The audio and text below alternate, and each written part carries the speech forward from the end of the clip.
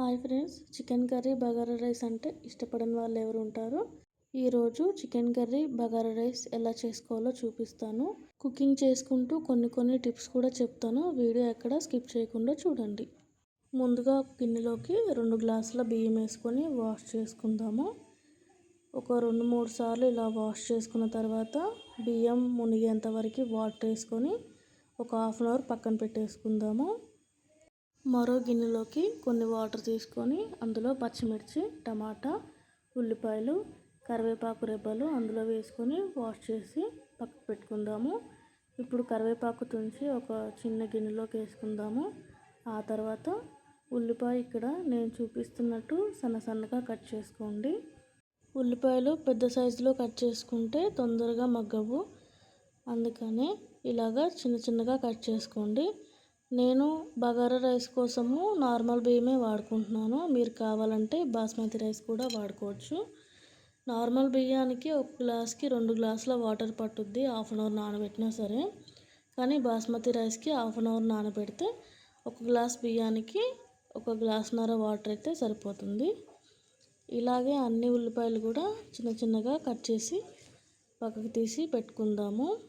ఉల్లిపాయలు కట్ చేసిన ఒక 1 అవర్ లోపే యూస్ చేసుకోవాలి, లేదంటే ఉల్లిపాయలు గ్రీన్ కలర్లోకి మారి విషపూరితం అయిపోతాయి. అప్పుడు మనం ఉల్లిపాయలు వాడుకోకూడదు. ఇది జాగ్రత్తగా గుర్తుపెట్టుకోండి.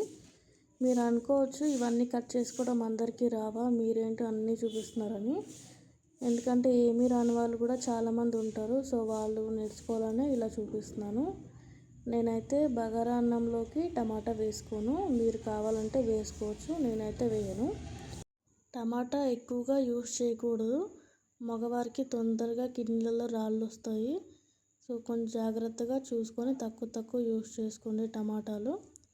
ఇప్పుడు ఈ కొత్తిమీర కూడా మొత్తం సన్నగా తరిగేసుకుందాము. నాకు ఇక్కడ బగారా రైస్కి చికెన్ కర్రీకి కలిపి ఒక కట్ట కొత్తిమీర పట్టింది. ఇదంతా సన్నగా తరిగేసుకున్నాక చూపిస్తాను చూడండి. ఇంత సన్నగా కట్ చేసుకోవాలి, చూసారు కదా.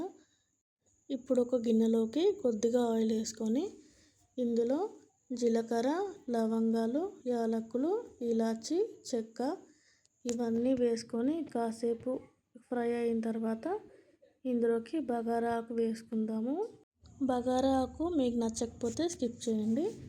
ఇప్పుడు కొద్దిగా పచ్చిమిర్చి వేసి ఫ్రై చేసుకుందాము. పచ్చిమిర్చి కొద్దిగా ఫ్రై అవ్వగానే ఉల్లిపాయలు వేసి బాగా గోల్డెన్ కలర్లో వచ్చే వరకు వేపుకుందాము. ఇవన్నీ గోల్డెన్ కలర్లోకి వచ్చేదాకా బాగా ఫ్రై చేసుకుందాము. ఇవన్నీ ఇలా కలుపుకుంటూనే ఉండాలి, తొందరగా ఫ్రై అవుతాయి. ఇలా కలుపుకుంటూ ఫ్రై చేసుకుంటే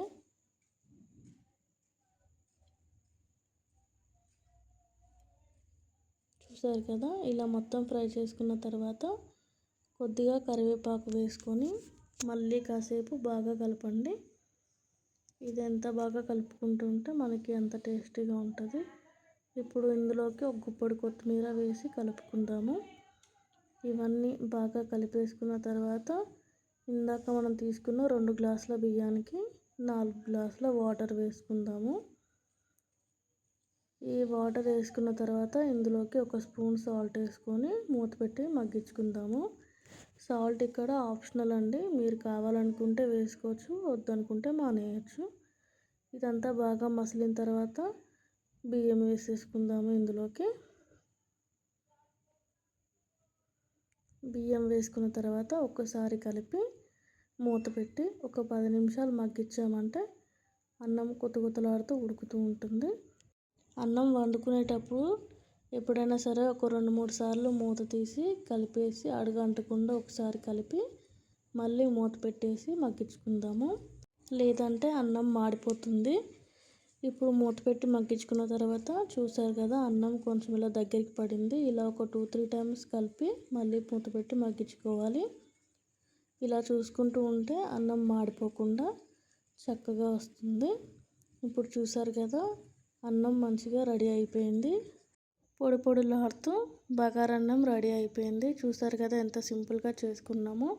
ఇప్పుడు ఇందులోకి చికెన్ కర్రీ రెడీ చేసుకుందాము. దానికోసం నేను ఒక 700 గ్రాముల చికెన్ తీసుకున్నాను.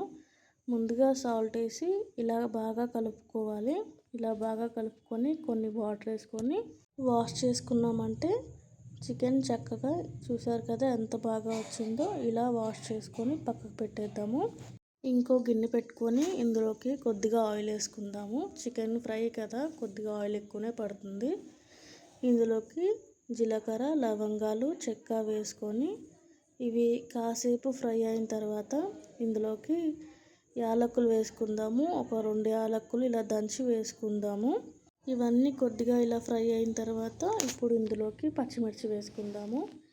ఇవన్నీ కాస్త ఫ్రై అయిపోయిన తర్వాత ఇందులోకి మనం ఇందాక కట్ చేసుకున్న ఆనియన్స్ వేసుకుందాము. ఆనియన్స్ వేసుకొని కాసేపు ఫ్రై చేసుకుంటూ కలుపుకుందాము. ఇవి చాలాసేపు కలుపుకోవాలి, ఎందుకంటే ఇలా కలుపుకుంటూ ఉంటే తొందరగా గోల్డెన్ కలర్లోకి మగ్గిపోతాయి ఇవి. ఇలా కలుపుకుంటూ కాసేపు ఇవన్నీ మగ్గిపోయిన తర్వాత ఇప్పుడు ఇందాక మనం కడుక్కున్న చికెన్ వేసుకుందాము. చూసారు కదా ఎంత ఫ్రెష్గా ఉందో చికెన్. ఈ చికెన్ అంతా వేసుకొని ఇప్పుడు కాసేపు కలుపుకుందాము. ఇలా ఫ్రై చేసుకుంటూ చక్కగా కలిపేసుకుందాము. ఈ చికెన్లోకి వాటర్ ఏం వేయకూడదు, ఇలా నూనెలోనే వేగుతూ ఫ్రై అయిపోతుంది. ఇలా కాసేపు బాగా ఫ్రై చేసుకున్న తర్వాత మూత పెట్టి ఒక 10 నిమిషాలు మగ్గించామంటే చికెన్ కొద్దిగా దగ్గరికి అయ్యింది. చూసారు కదా. ఇప్పుడు ఇందులోకి కొద్దిగా పసుపు, కొద్దిగా ఉప్పు వేసుకొని కాసేపు కలుపుకుంటూ ఇలా ఫ్రై చేసుకుందాము. ఈ చికెన్ అంతా ఇలాగే మంచిగా కలుపుకుంటూ ఫ్రై చేసుకుందాము. చూసారు కదా, ఇలా చాలాసేపు కలుపుకోవాల్సి ఉంటుంది మనకి. ఇప్పుడు ఒక 5 నిమిషాలు మళ్ళీ మూత పెట్టేసి మగ్గిచ్చేసుకుందాము. ఇది చూసారు కదా ఇంకాస్త దగ్గర పడింది. ఇప్పుడు ఇందులోకి కొద్దిగా టమాటా వేసుకుందాము. టమాటా వేసుకొని ఇదంతా బాగా కలుపుకుందాము. ఇవన్నీ బాగా కలిపిన తర్వాత మళ్ళీ ఒక 10 నిమిషాలు మూత పెట్టేసి మగ్గించుకుందాము. ఇదంతా బాగా ఫ్రై అయిపోయింది. చూసారు కదా. ఇప్పుడు ఇందులోకి కొద్దిగా కారం వేసుకుందాము. ఇందాక పచ్చిమిర్చి ఎక్కువ వేసుకున్నాను కదా, అందుకే ఇప్పుడు కొద్దిగా కారం తక్కువ వేసుకుందాము. ఇప్పుడు ఇదంతా బాగా కలిపేసుకొని ఇందులోకి కొద్దిగా చికెన్ మసాలా వేసుకుందాము. ఇదంతా బాగా కలిసేలాగా మొత్తం కలిపేసుకుందాము. ఇప్పుడు ఇందులోకి కొద్దిగా కొత్తిమీర వేసుకొని ఇంకాసేపు ఫ్రై చేసుకుంటూ కలుపుకుందాము. ఇలా కలుపుకుంటే మనకి చికెన్ రెడీ అయిపోయినట్టే. ఈ లాస్ట్లో కొద్దిగా వాటర్ వేసాను, ఎందుకంటే మొత్తం ఫ్రై లాగా అయిపోతే బాగోదు కదా, అందుకే ఇలా కొద్దిగా వాటర్ వేసి కలుపుకున్నాను. ఇలా కలుపుకుంటే చికెన్ రెడీ అయిపోయినట్టే మనకి. మన వీడియో కనుక నచ్చితే లైక్ చేసుకోండి, సబ్స్క్రైబ్ చేసుకోండి. Thank you friends.